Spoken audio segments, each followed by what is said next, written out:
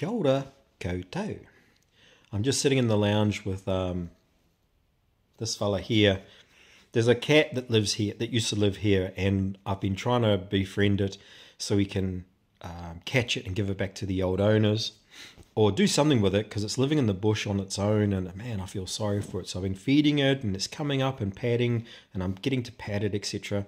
But this guy, he doesn't like it at all.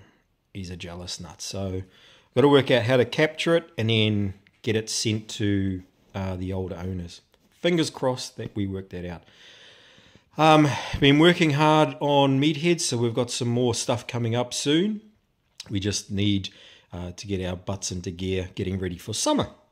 So that's where we're at. This is a really easy one. Boom, we're done. I can't say quick and easy because my whānau reckon I say that all the time, so I'm not going to say it. Kia ora. Okay, ka kite. See you tomorrow. See you.